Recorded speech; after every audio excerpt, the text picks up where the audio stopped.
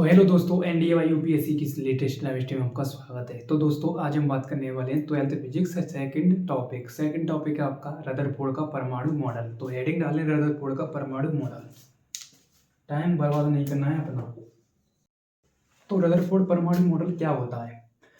सबसे पहले रदरफोर्ड परमाणु मॉडल ने ये बताया था, नाविक के बारे में बताया था। सबसे पहले इन्होंने किसके बारे में बताया था? नाविक के बारे में। सबसे पहले हम चर्चा कर लेते हैं। इन्होंने नाविक का आकार 10⁻⁻15 मीटर 10⁻⁻15 और इसका मात्रक मीटर, यानी नाविक का आकार होता है 10⁻15 मीटर। इन्होंने ये बताया था सबसे पहले। और इन्होंने एक बात ये भी कही थी कि परमाणु का आकार 10⁻10 मीटर त्रिज्या का एक गोला होता है। ठीक है, जो मतलब जे थॉमसन की एक लाइन रिपीट कर दी इन्होंने। उसके बाद इन्होंने ये कहा था कि नाविक की खोज इन्होंने 1911 ईस्वी में की थी। ठीक है, और इन्होंने ये कहा था कि नाविक की इलेक्ट्रॉन नाविक के चारों ओर एक निश्चित दीर्घवृत्ताकार पथ में चक्कर लगाते हैं, जैसे कि सौरमंडल में सूर्य के चारों तरफ ग्रह चक्कर लगाते हैं। जैसे सन यानी सौरमंडल में सन के अराउंड चारों मतलब 8 ग्रह, जैसे बुध शुक्र पृथ्वी मंगल पृथ्वी और मंगल बृहस्पति शनि अरुण वरुण, ये 8 ग्रह ऐसे हैं जैसे कि सूर्य के चारों तरफ ग्रह चक्कर लगाते हैं। उसी के अकॉर्डिंग नाविक के चारों ओर इलेक्ट्रॉन भी एक निश्चित दीर्घवृत्ताकार पथ में चक्कर लगाते हैं। ये इनका एग्जाम्पल रहा कि सूर्य के चारों तरफ जैसे ग्रह चक्कर लगाते हैं, मतलब कंपेयर कर दी जैसे नाविक के चारों ओर इलेक्ट्रॉन चक्कर लगाते हैं। ठीक है, अब बात करते हैं इसके डायग्राम की। ये हो गया आपका परमाणु, आकार 10⁻10 मीटर। ये हो गया इसके अंतर्गत नाविक, आकार 10⁻15 मीटर नाविक का आकार है ये। ठीक है, 10⁻15 मीटर को एक और नाम से जाना जाता है, वो जाना जाता है एक फर्मी की वैल्यू, जो इसी चैप्टर में हम पढ़ेंगे। इससे अगले चैप्टर में नाविक वाले चैप्टर में और डिटेल से जानकारी लेंगे न्यूक्लियर चैप्टर की। इसे 1 फर्मी के नाम से भी जाना जाता है। ठीक है, 1 फर्मी के नाम से, इसे 1 एंगस्ट्रॉम के नाम से जाना जाता है। ठीक है, या 1 एंगस्ट्रॉम की वैल्यू पूछ ले, या एक फर्मी की वैल्यू पूछ ले, या नाविक का आकार, या एटम का आकार पूछ ले, सेम वैल्यू है। एंगस्ट्रॉम बोले तो परमाणु का आकार, और फर्मी बोले तो नाविक का आकार 10⁻⁻15 मीटर। ठीक है, इन्होंने ये कहा था कि नाविक के चारों ओर इलेक्ट्रॉन एक निश्चित दीर्घवृत्ताकार पथ में चक्कर लगाते हैं। ठीक है, सिंपल सी बात ये बता दी इन्होंने। और इन्होंने ये कहा था कि नाविक के अंदर प्रोटॉन न्यूट्रॉन उपस्थित होते हैं, प्रोटॉन और न्यूट्रॉन उपस्थित होते हैं। तो ये हो गया आपका प्रोटॉन, ये हो गया आपका न्यूट्रॉन। और इन्होंने ये बताया था कि न्यूट्रॉन एक उदासीन गोला होता है, क्योंकि इस पर कोई सा भी चार्ज नहीं पाया जाता है, ना तो पॉजिटिव ना नेगेटिव। ठीक है, ये क्या होता है? उदासीन। ठीक है, उदासीन होता है। बल्कि प्रोटॉन पर क्या पाया जाता है? प्लस का चिन्ह पाया जाता है, और इलेक्ट्रॉन पर क्या पाया जाता है? माइनस का चिन्ह पाया जाता है। ठीक है, यहां तक क्लियर। अब बात करते हैं कि इन्होंने नाविक की खोज कब की थी। इन्होंने नाविक की खोज की थी 1911 ईस्वी में।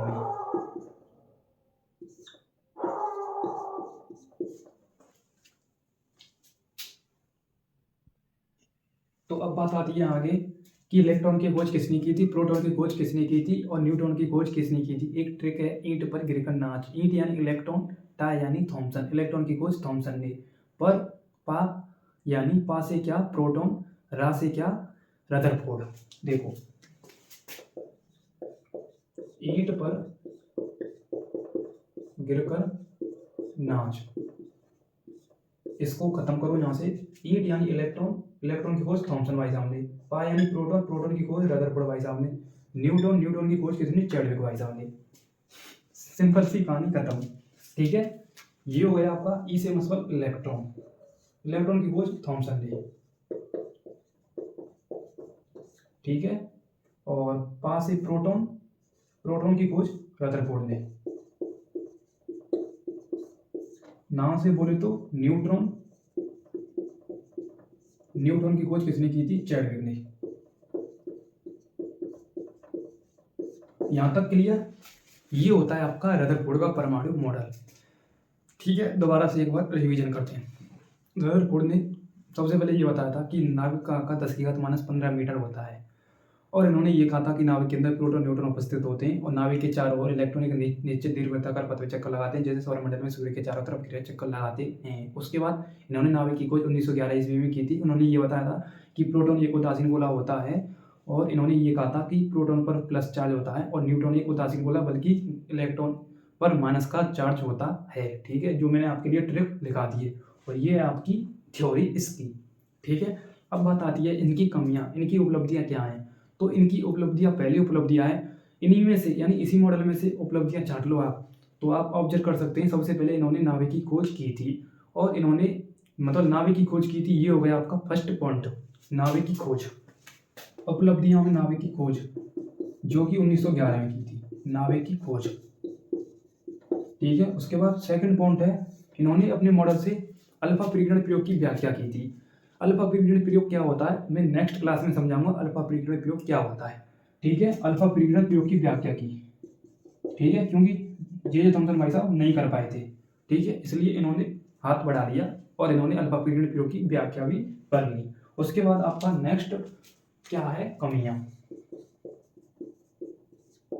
कमियां क्या है इनकी, तो कमियां देखिए।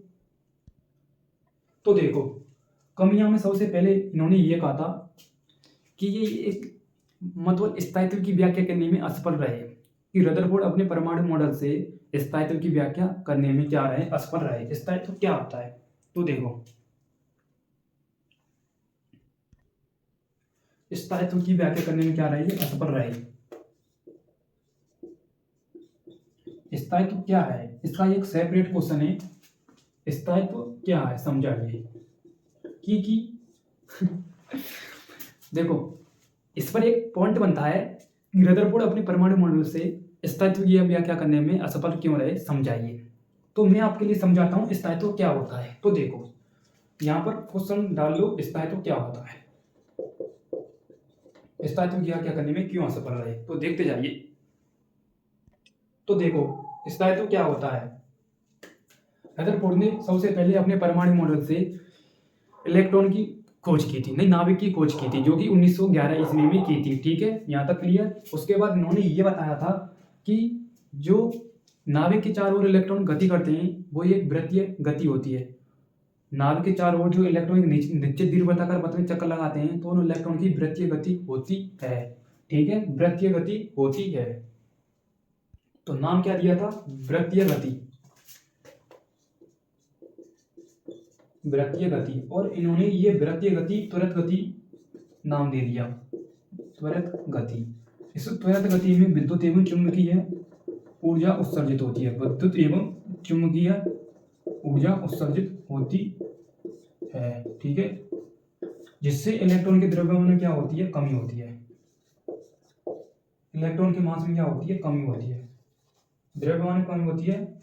जिससे इलेक्ट्रॉन के द्रव्यमान कमी होती है तो अभिकेंद्रीय बल का मान क्या होता है, घटता है। अभिकेंद्रीय बल का मान क्या होता है, घटता है।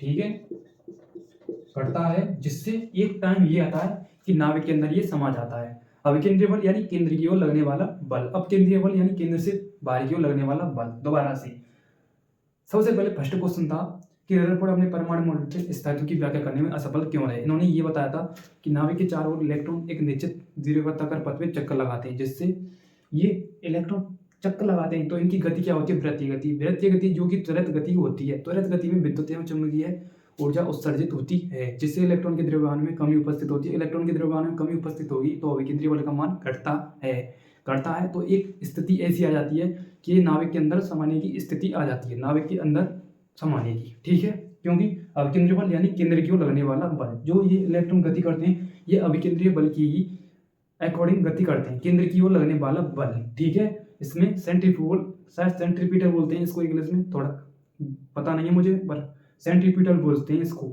और सेंट्रीफ्यूगल शायद अपकेंद्रीय बल को बोलते हैं, बट आप कह सकते हैं अभिकेंद्रीय बल लगता है। ठीक है, और अभिकेंद्रीय के अकॉर्डिंग गति करते हैं।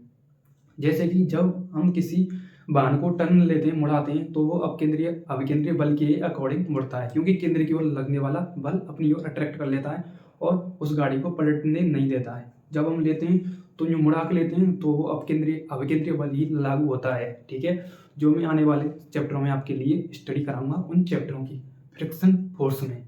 यानी गणथण बल में। ठीक है, तो यहाँ पर आपकी क्लास चालू हुई और ये आपकी थ्योरी है, ये कमियां हैं, ये उपलब्धियां हैं और ये आपका क्वेश्चन है। ठीक है, जो कि आप कॉपी में नोट कर सकते हैं।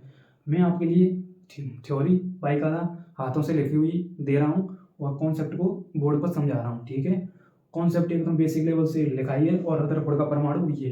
ठीक है, इसकी थ्योरी आपके लिए मैंने शेयर कर दी है और ये आपका क्या है, रदरफोर्ड का परमाणु मॉडल और इसका ये क्या है, कॉन्सेप्ट है। तब तक के लिए मिलते हैं नेक्स्ट वीडियो के साथ। तब तक के लिए जय हिंद, जय भारत। ठीक है।